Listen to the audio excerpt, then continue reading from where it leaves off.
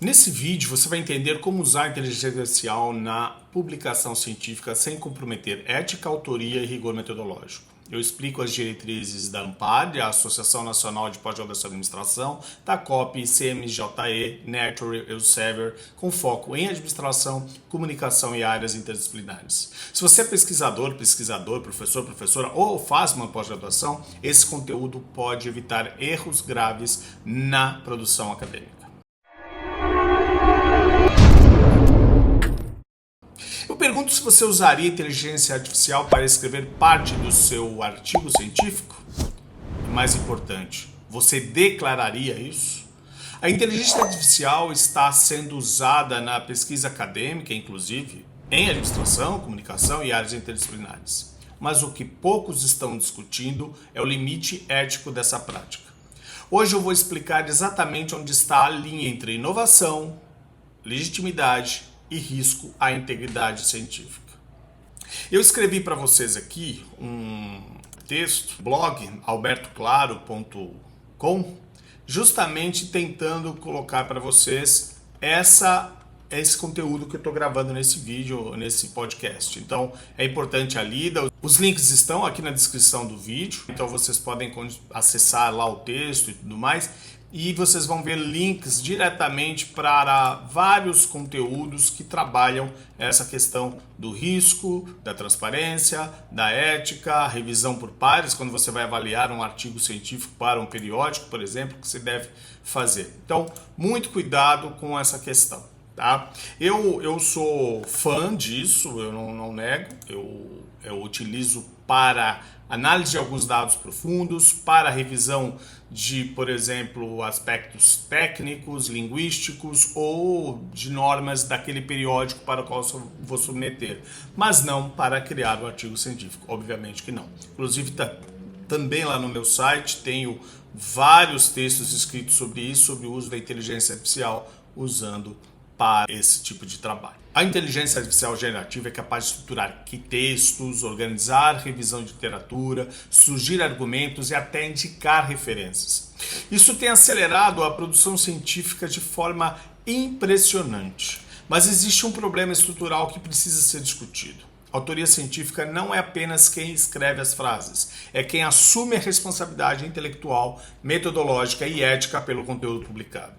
Organizações como o Committee on Publication Ethics, o International Committee of Medical Journal Editors e no Brasil nós temos, por exemplo, na minha área, a Associação Nacional de Pós-Graduação e Pesquisa em Administração já estabeleceram diretrizes claras, autoria humana, intransferível e qualquer uso de inteligência artificial deve ser declarado explicitamente. Aqui eu coloco para vocês o que a COP diz sobre essa, que é uma organização de editores, né, europeia.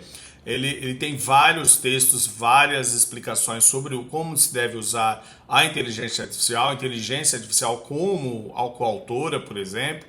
Está bem aqui explicadinho. Se a gente for para o International Committee Medical Journal Editors, por exemplo, há recomendações muito fortes aqui, está um documento sobre conduta para editores, para reportar, para escrever artigo e também para a produção acadêmica na área da medicina, que acaba sendo uma das grandes referências que a gente utiliza. Então, eu recomendo, esses links estão todos no post lá do meu blog para vocês poderem ter acesso.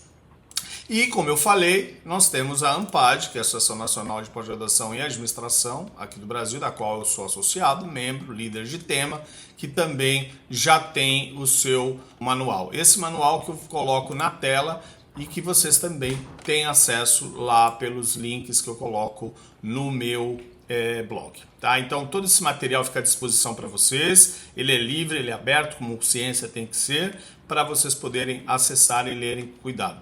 É da área de administração, mas pode ser usado em outras áreas de conhecimento ligadas às ciências sociais aplicadas, ciências humanas e também, de repente, para outras áreas. A interdisciplinar também pode se inspirar aqui nesse conteúdo. Então, eu recomendo bastante. Além disso, nós temos a Nature, que fala sobre ferramentas como, por exemplo, o ChatGPT, para produzir uma ciência transparente. Então, ela coloca algumas regras que a Nature entende que devem ser seguidas. Assim como a Nature, a Elsevier, outra gigante editorial, também coloca aqui as suas regras. Mais à frente, no meu próprio blog e no texto está lá o link, eu coloco uma explicação sobre o uso de prompts para realizar pesquisa científica usando inteligência artificial. Além disso, criei também uma ferramenta que auxilia a elaboração de referências bibliográficas com o apoio da inteligência artificial, baseada nas normas da ABNT, que são as normas que regem a publicação acadêmica brasileira neste instante do vídeo que eu estou gravando o vídeo. Então, esse material totalmente gratuito, é tudo para acesso livre, como a pesquisa tem que ser, como a ciência tem que ser. Então, tá lá esse material. E eu também falo sobre a inteligência artificial responsável em pesquisa científica, ou seja, os nossos limites de utilização. E com isso, eu creio estar ajudando. Mas vamos voltar aqui um pouquinho mais a essa nossa conversa, de hoje, onde se você está usando a inteligência artificial para estruturar seu artigo, organizar referências ou revisar seu texto, isso não é necessariamente um problema. O problema começa quando essa utilização não é declarada, ou quando o pesquisador passa a depender da ferramenta para construir o próprio raciocínio analítico. A atração pela velocidade, pela fluidez textual, pode gerar essa ilusão, a ilusão de uma profundidade científica, mas sem a fluidez de um rigor metodológico e uma eficiência que não substitui a reflexão crítica tão necessária. O risco real, a meu ver, não está na tecnologia, mas na terceirização silenciosa dessa espécie de pensamento crítico que nós, humanos, temos. Na minha área de atuação, por exemplo, onde interpretação, estratégia, análise institucional são centrais, delegar uma estrutura argumentativa à IA pode comprometer toda a originalidade da minha contribuição acadêmica. E isso me preocupa, porque se a ferramenta produz a arquitetura do argumento, o que resta para mim, autor intelectual daquele artigo, entregar para a comunidade? Essa pergunta que todo pesquisador precisa enfrentar antes de submeter seu artigo científico. Então, mas vamos falar de riscos concretos. Por exemplo, referências inexistentes geradas por IA. Se você pedir aí um bom argumento, uma fonte, ele vai te dar uma fonte. Se você clicar no link ou procurar a fonte no Google acadêmico, por exemplo, não existe. Ou mesmo numa internet aberta, às vezes não existe aquela referência. Existe uma próxima ali, uma proximidade, mas não a real. Você pode cometer o crime do plágio indireto. Então, tanto que lá na Unifesp a gente exige que os nossos orientados passem os seus relatórios de pesquisa pelo Tunitin para ver o indicador de similaridade encontrado. E ali, às vezes, acontece de ter plágio indireto, isso compromete a lisura do trabalho científico, acadêmico-científico. Há uma superficialização da análise daqueles dados, então muito cuidado, verifique, use com bastante parcimônia a IA, principalmente também em pareceres de revisão por pares. Sabe aqueles convites que você recebe da revista para avaliar um artigo? Muito fácil, né? Você joga lá na IA e ela te dá o parecer completo. Só que quando você vai ler com cuidado, você vê que muita coisa ali é superficial, não representa realmente o que aquele artigo quer entregar. E isso também somado à falta de transparência metodológica. Então, a nossa credibilidade científica é construída ao longo de décadas. Imagina ela ser fragilizada por uma decisão apressada de você utilizar a inteligência artificial. Tá?